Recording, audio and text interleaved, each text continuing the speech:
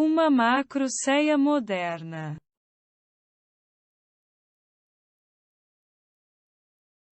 O som da água do mar se chocando contra o rochedo era tão alto naquela madrugada em especial que ele reverberava em todas as direções, com uma intensidade inigualável, revelando a força do próprio oceano.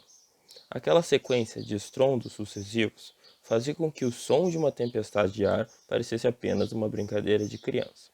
Era quase como se um deus esquecido dos oceanos quisesse reafirmar seu poder, outrora perdido, frente à humanidade.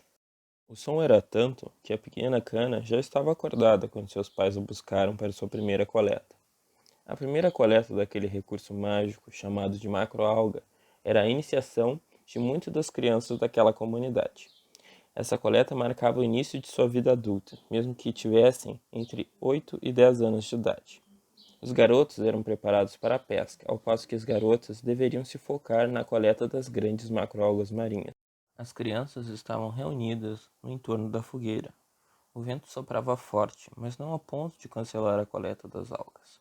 Tão logo que as discussões dos adultos terminaram, todos partiram em direção ao seu destino, guiando o caminho para os mais jovens. Eles caminhavam mais ou menos juntos, de forma a se ajudarem a descer aquele terreno acidentado.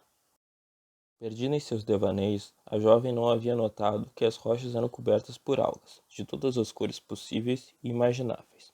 Quando seus olhos finalmente prestaram atenção naquilo, Cana correu sobre as rochas.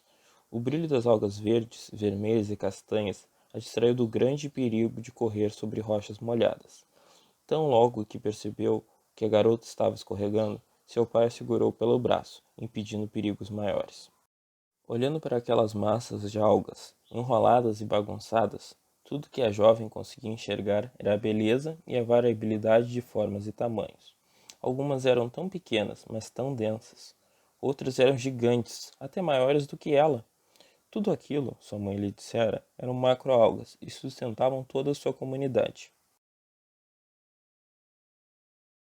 20 anos se passaram e agora Cana era uma aluna, uma bolsista, uma estagiária e o que mais fosse necessário ser.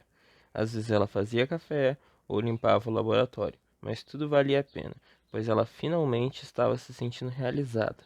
Agora ela trabalhava com uma série de experimentos envolvendo as macroalgas. O plano de Cana era aplicar em sua comunidade as técnicas que aprenderam na faculdade, ver sua família e amigos prosperarem, sem mais depender de atravessadores e da bondade de pessoas caridosas.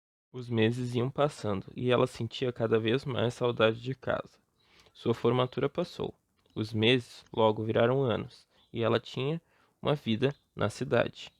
Um dia, quando Cana estava no mestrado, sua mãe veio lhe visitar, trazendo consigo más notícias. Quase não haviam mais algas em sua comunidade. O sustento de todos seus familiares e amigos estava com os dias contados, se eles não tomassem uma atitude rápida e concisa. Chegando lá, a situação não era tão ruim quanto ela esperava. Havia, claro, um declínio na biomassa e na biodiversidade das algas, mas com um trabalho duro e muito esforço era possível salvar aquela comunidade. A primeira tarefa foi encontrar uma área onde poderiam criar um sistema próprio de cultivo, diminuindo a exploração sobre o banco natural e permitindo que esse se regenerasse. Uma área cerca de 150 metros da praia foi a escolhida, onde implementaram um sistema de balsas flutuantes, onde essas balsas eram compostas por diferentes módulos feitos pela própria comunidade. Cana utilizou a técnica de propagação vegetativa, onde são utilizados fragmentos das algas coletados no banco natural para a produção de novas mudas.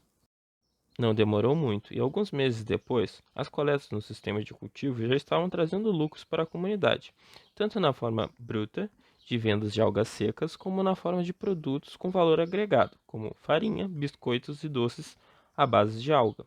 Isso não apenas reestruturou a comunidade da jovem, como também a fortaleceu por muitas gerações.